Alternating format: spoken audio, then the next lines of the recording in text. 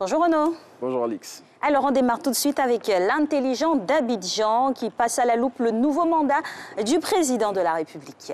Oui, après sa prestation de serment le 14 décembre 2020, le confrère indique que c'est parti pour le premier mandat présidentiel de la Troisième République pour le chef de l'État Alassane Ouattara. L'intelligent d'Abidjan, dans ce numéro hors série qu'il propose, se penche sur les enjeux et défis de ce nouveau mandat. Et pour ce faire, le confrère a recueilli les avis de plusieurs hauts cadres de l'administration ivoirienne. Parlons toujours d'élections, cette fois-ci les législatives qui s'ouvrent bientôt. Tout à fait. La CEI a annoncé hier par voie de communiqué que le dépôt des candidatures pour l'élection du 6 mars 2021 va se faire du 4 janvier au 20 janvier 2021. Suite à cette annonce de la Commission électorale indépendante, l'Expression lance à sa une.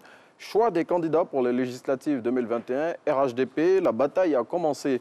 Selon le confrère, la direction exécutive du parti au pouvoir, face au nombre pléthorique de candidats internes, se retrouve confrontée à un véritable casse-tête chinois au moment de choisir ses représentants pour cette échéance électorale.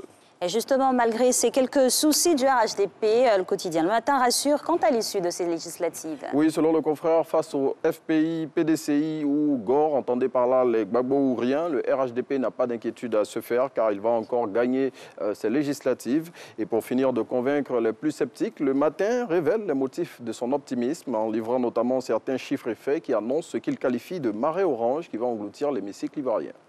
Une autre couche encore sur le même sujet. Pour le nouveau réveil, il n'y avait pas urgence en la matière.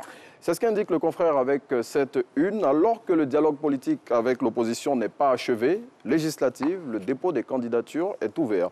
Eh bien, pour le confrère, le gouvernement aurait pu patienter jusqu'à la fin du dialogue politique avant d'annoncer la période d'ouverture des dépôts des candidatures. Plus de précisions dans le nouveau réveil. Et justement, le jour plus pour le point suivant nous révèle les raisons de l'échec de la désobéissance civile. Le confrère, dans sa parution de ce jour, revient sur cet épisode mené par l'opposition politique ivoirienne et dont l'objectif était de boycotter le processus électoral de la présidentielle du 31 octobre. Pour tout savoir sur les raisons qui, selon lui, ont amené Laurent Gbagbo à retirer son soutien à Henri Konan Bédié, il faut lire le jour plus de ce jour. Et une page hommage à lire dans le Patriote qui magnifie l'ex-premier ministre de Côte d'Ivoire, M. Amadou Gon Coulibaly. Oui, le confrère rend un hommage appuyé à l'ex-premier ministre dans son numéro de ce jour. Selon lui, Amadou Gon Coulibaly, qui est décédé le 8 juillet 2020, est l'homme de l'année 2020.